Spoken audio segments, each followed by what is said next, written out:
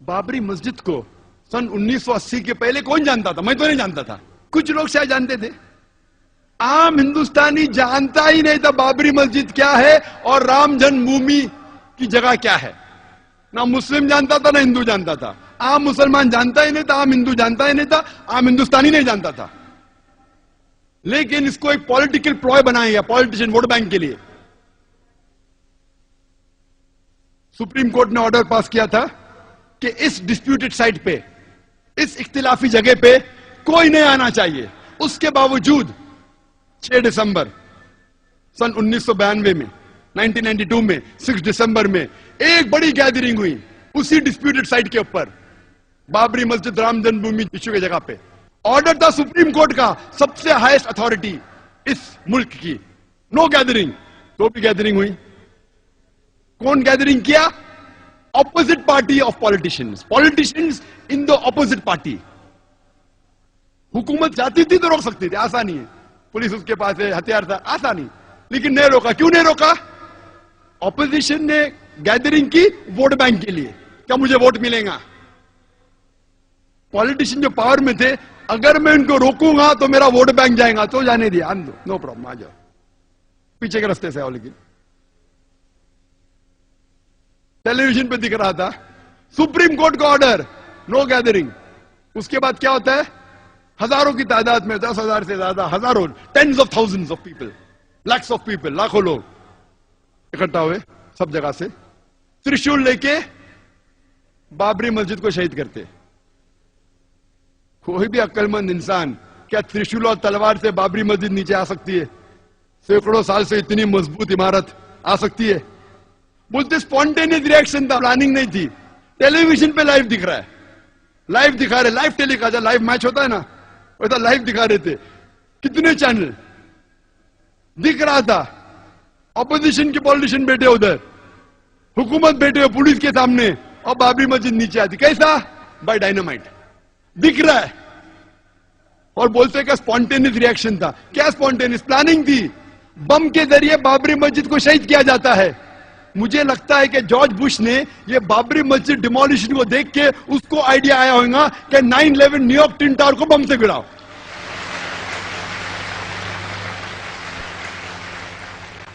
9/11 पे मुझे ज्यादा तकरीर नहीं करने का है, वो 9/11 तो इतना बड़ा, कम से कम 10 तकरीर कर सकता हूं मैं 9/11 के ऊपर, जॉर्ज बुश के ऊपर। लेकिन मुझे लगता है उसको आइडिया मिली बाबरी मस्जिद से। जिस तरीके से बाबरी मस्जिद को बम से गिराया गया और कहा गया कि स्पॉन्टेनियस रिएक्शन था, उसी तरीके से बम से गिराया ट्विन टावर को और कहा गया कि प्लेन ने मारा। चाहे तो इंशाल्लाह क्वेश्चन आंसर में टाइम लिया तो कहूंगा। क्या होता है? इमीडिएट सारे हिंदुस्तान में दंगे फसाद होते। दंगे फसाद होने के बाद एक्शन का रिएक्शन होता है, हजारों लोग मारे जाते, हजारों लोग का कत्ल होता है सारे हिंदुस्तान में, अक्सर मुसलमान। और खुसूसन बॉम्बे में बाबरी मस्जिद डिमोलिश की कौन जिम्मेदार? कोई भी आम आदमी जिसको थोड़ी भी अकल है वो कहेगा नंबर 1 रिस्पॉन्सिबल, सबसे ज्यादा जिम्मेदार ऑपोजिशन पॉलिटिशियन जिनने गैदरिंग की सुप्रीम कोर्ट के खिलाफ। नंबर 2 जिम्मेदार जो पॉलिटिशियंस पावर में थे, वो रोक सकते थे लेकिन नहीं रोका। क्यों? वोट बैंक जाएगा, उसके वजह दंगे फसाद होते। दंगे फसाद में पुलिस चाहती दंगे फसाद को रोक सकती। आप कोई भी सीनियर पुलिस ऑफिसर से पूछिए, मैं तो बहुत से पुलिस ऑफिसर से बात कर चुका हूं इधर और बाहर भी, कोई भी सीनियर पुलिस ऑफिसर से पूछिए, दंगे फसाद को रोकना तो आसान सी बात है। जैसा शुरू हुआ within a few hours, चंद घंटों में रोका जा सकता है। अगर कम पुलिस फोर्स है तो रिजर्व फोर्स को बुलाओ। टेररिस्ट अटैक्स को रोकना बहुत मुश्किल है। कुछ रोक सकते, सब नहीं। सब रोकना नामुमकिन है 100%। कुछ को रोक सकते। दंगे फसाद 100% रोकना आसान है अगर पुलिस फोर्स चाहे तो। लेकिन जो पुलिस चाहती भी रोकना नहीं रोक सकती थी। क्यों? क्योंकि उनको पॉलिटिशियन का दबाव था। पुलिस फोर्स तो फाइनली गवर्नमेंट के अंदर आती ना, होम मिनिस्टर के अंडर। वो पुलिस ऑफिसर चाहता भी था बेगुनाह मुसलमान का कत्ल ना हो, फिर भी कुछ नहीं कर सकता। क्यों? उसके सिर के ऊपर पॉलिटिशियन है। दंगे फसाद होते हैं बंबई में, एक 1500 मुसलमान का कत्ल होता है। मोर देन 90-95% जिनका कत्ल होता है मुसलमान होते हैं। 1800 से ज्यादा घायल होते हैं बॉम्बे राइट्स में। इवन पार्टीशन के वक्त भी बॉम्बे में इतना बड़ा दंगा फसाद है, जिस तरीके से ये दंगे फसाद हुए, और पुलिस चाहती रोक सकती थी, नहीं रोकी। हजारों बेगुनाह लोग की कत्ल हुआ। थोड़ा पहले रिएक्शन था दिसंबर में, उसके बाद जनवरी में, एक हफ्ते बाद जो वापिस आओ प्लान था पूरा, it was plan, hand in glove. कौन जिम्मेदार है दंगे फसाद का? वही लोग। नंबर 1 ऑपोजिशन पॉलिटिशियन, जो लोग ने बाबरी मस्जिद में गैदरिंग की। नंबर 2 जो पॉलिटिशियंस पावर में थे, उनने वो गैदरिंग को अलाउ किया, नहीं रोका वोट बैंक की वजह से। नंबर 3 आम जनता, आम जनता को बहकाया गया कि लूट मार करो। आम जनता, मेरे नजदीक इस हिंदुस्तान में आम हिंदुस्तानी, आम हिंदू, आम मुस्लिम एक दूसरे से मोहब्बत करता है। मेरे नजदीक मेरे कई हिंदू दोस्त हैं। आम हिंदुस्तानी, आम हिंदू मुसलमान एक दूसरे से मोहब्बत करते हैं। ये पॉलिटिशियन लोग चिंगारी लगाते हैं वोट बैंक के लिए, और बेगुनाह लोग को बहकाते हैं और उनके जरिए राइट्स करते हैं। हम आम जनता हिंदुस्तान की इन पॉलिटिशियन के बहकावे में नहीं आना चाहिए। नंबर 3 रिस्पॉन्सिबल आम जनता, जो बेवकूफ बन जाती है। नंबर 4 पुलिस, जो रोक सकती थी नहीं रोकी। जो लोग रोकना चाहते थे भी नहीं रोक सकते। क्यों? उनका ट्रांसफर हो जाएगा। जब इतने मुसलमान मरे तो गवर्नमेंट सोचने लगी अभी वोट बैंक मुस्लिम की जाएंगी, बड़ी छोटी है, तो क्या की 1 जज कमीशन, श्री कृष्ण कमीशन को अपॉइंट किया। मैं डरो मत, जो भी जिम्मेदार है वो गिरफ्तार होंगे। और कायम करते 1 जज कमीशन श्री B.N. कृष्ण को, श्री B.N. श्री कृष्ण को श्री कृष्णा कमीशन। और मुझे कहना पड़ेगा बिलाशुबा कि जस्टिस श्री कृष्णा वो एक डिवाउट हिंदू है, हिंदू धर्म का पालन करते हैं, लेकिन साथ साथ वो एक जस्ट और अपराइट इंसान है। साथ साथ वो एक ईमानदार और अदल के इंसान है, नागरिक है। हमें गर्व है उसके ऊपर। जस्टिस श्री कृष्णा अकेला 1 मैन कमीशन, वो क्या करता है? वो तहकीक करने लगता है कि जिम्मेदार कौन है। रिपोर्ट बनाते 2 वॉल्यूम में। पहले वॉल्यूम में कहां हमले हुए, क्यों हुए, क्या। दूसरे वॉल्यूम में कौन कौन जिम्मेदार थे। श्री कृष्णा कहते हैं, जस्टिस श्री कृष्ण, मैं नहीं कह रहा हूं, जस्टिस श्री कृष्णा कहते हैं कि ये राइट्स के जिम्मेदार, it was pre planned by the opposition politicians of Maharashtra. अपने रिपोर्ट में लिखते नंबर 1 रिस्पॉन्सिबल शिवसेना बाल ठाकरे। मैं नहीं कह रहा हूं, श्री कृष्णा के, justice Shri Krishna. Number 2 the politicians in power, they could have stopped it. जो पॉलिटिशियंस पावर में थे वो रोक सकते थे, लेकिन नहीं रोका। नाम लिख के कहता है, माशाअल्लाह, गट्स है उसके पास, हिम्मत है उसके पास, जस्टिस श्री कृष्णा। मैं उसको कांग्रेचुलेट करता हूं, अकेला मैन। मैंने कोशिश किया कि आज उनको स्टेज के ऊपर चीफ गेस्ट जैसा बनाऊं, लेकिन मैंने दावत बहुत लेट दी, और कोई जस्टिस को भी कोशिश की, लेकिन लेट मुझे ध्यान आया कि एक को चीफ गेस्ट बना सकते थे। कई प्रोग्राम में काफी जस्टिस आ चुके हैं। वो लिखता है कि रूलिंग पार्टी, शरद पवार भी रिस्पॉन्सिबल है। मैं नहीं कहता हूं, justice Shri Krishna, defence minister और चीफ मिनिस्टर सुधाकर राव, वो भी रिस्पॉन्सिबल, नाम लेके लिख रहा है। मानना पड़ेगा उस शख्स को, दाद देता हूं मैं उसकी। अल्हम्दुलिल्लाह सुम्मा अल्हम्दुलिल्लाह, अल्लाह उसकी हिफाजत करे, गट से उसमें। वो लिखता है ऑपोजिशन पार्टी पहली रिस्पॉन्सिबल, लोकल महाराष्ट्र गवर्नमेंट की, रूलिंग पार्टी नेक्स्ट रिस्पॉन्सिबल, उसके बाद police force which was hand in glove responsible. नाम ले रहे पुलिस ऑफिसर का,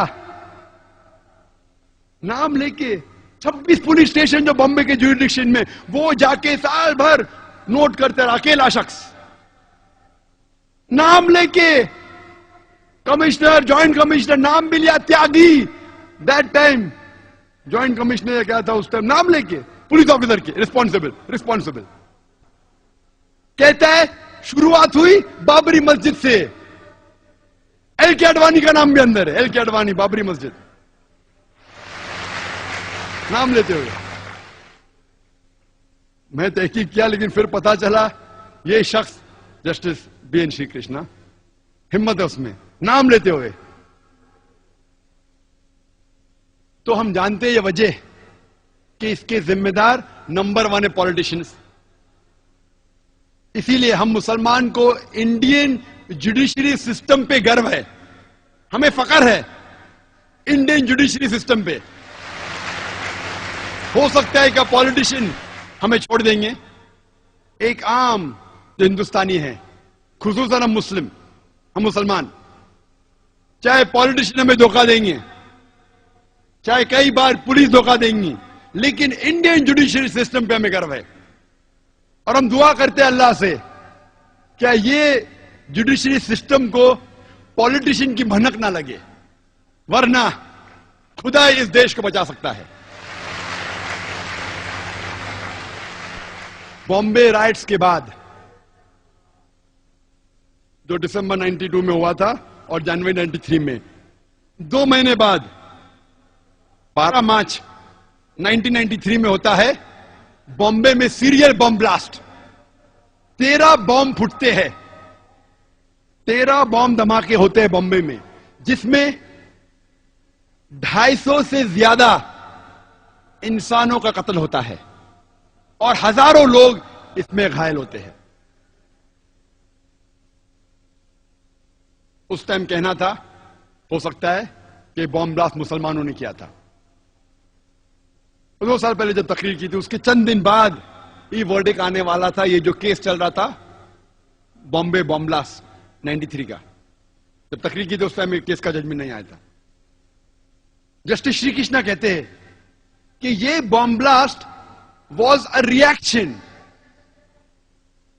और ये बॉम्ब ब्लास्ट के पहले और राइट्स के बाद जनवरी फरवरी 1993 में माहौल बंबई में मुसलमान के लिए बहुत गंभीर था।